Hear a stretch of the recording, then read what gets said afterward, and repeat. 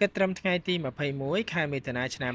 2025នេះជាខួបមួយឆ្នាំនៃការបង្កើតបណ្ដាញសង្គមទំនាក់ទំនងខ្មែរ Cool App កម្មវិធីនេះត្រូវបានបងប្អូនប្រជាពលរដ្ឋនិងស្ថាប័នរដ្ឋនិងឯកជនជាច្រើនស្គាល់និងប្រើប្រាស់រហូតដល់លើសកន្លះលាននាក់ហើយបន្តកើនឡើងជារៀងរាល់ថ្ងៃរយៈពេលមួយឆ្នាំនេះ Cool App បានធ្វើការអាប់ដេត App របស់ខ្លួនយ៉ាងច្រើនដងក្នុងគោលបំណងឲ្យអ្នកប្រើប្រាស់ងាយស្រួលនិងមានមុខងារថ្មីៗនៅក្នុងនោះប្រភេទ iOS ត្រូវបានអាប់ដេតរហូតដល់ទៅជាង36ដងរីឯ Android វិញត្រូវបានអាប់ដេត20ដងនិង Desktop version 26ដងអ្នកប្រើប្រាស់ជាច្រើនរូបបានបង្ហាញអារម្មណ៍របស់គេថា Cool App ជាបណ្ដាញសង្គមរបស់ខ្មែរដែលមានសមត្ថភាពខ្លាំងដូចរបស់ App របស់បរទេសប្រកបដោយថាមពលនិងសុវត្ថិភាពបំផុតក្នុងដែនដីប្រទេសកម្ពុជាយើងគាត់បាននិយាយថាខ្ញុំសូមកោតសរសើរដែលខ្មែរយើងធ្វើបានខ្ញុំប្រើប្រាស់ Cool App តាក់ទងជាមួយក្រុមគ្រួសារខ្ញុំនិងមិត្តភ័ក្តិរបស់ខ្ញុំជារៀងរាល់ថ្ងៃជាពិសេសបង្ហាញអំពីជាតិនិយមរបស់ខ្ញុំដែលប្រើប្រាស់របស់ខ្មែរយើង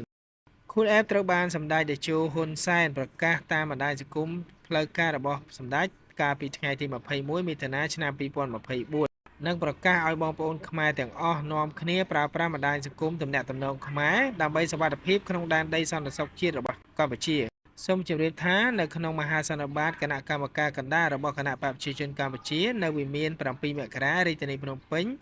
កាលពីថ្ងៃទី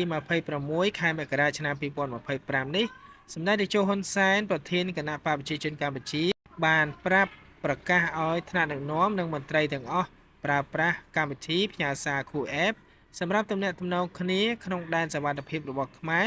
និងជាមោទនភាពជាតិរបស់យើង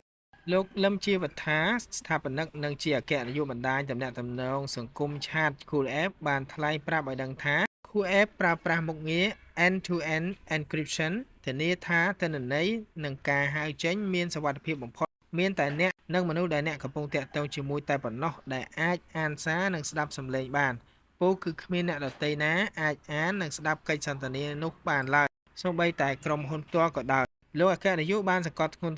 ខ្ញុំសន្យាបន្តធ្វើការអាប់ដេតបច្ចេកវិទ្យាមុខងារថ្មីធ្វើយ៉ាងណាឲ្យបងប្អូនមានភាពងាយស្រួលប្រើប្រាស់ទាំងក្នុងទូរស័ព្ទដៃនិងលើកុំព្យូទ័រសូមបងប្អូនទុកចិត្តខ្ញុំចុះ Cool App មានមុខងារច្រើនរួមមាន Chat Call និង Call Video ដោយប្រើប្រាស់តាមស្តង់ដារអន្តរជាតិទិន្នន័យស្ថិតក្នុងលក្ខណៈ Encryption និងសុវត្ថិភាពទាំងអស់ដោយប្រើប្រាស់ប្រព័ន្ធ Internet Local DIX ដែលធ្វើឲ្យ Call ស្ដាប់សំឡេងច្បាស់និង Chat ផ្ញើរូបភាពវីដេអូមានភាពរហ័សព្រោះ Internet មិនចេញទៅក្រៅប្រទេសសូមអរគុណជួបគ្នានៅវីដេអូថ្មីលើកក្រោយទៀតជម្រាបលា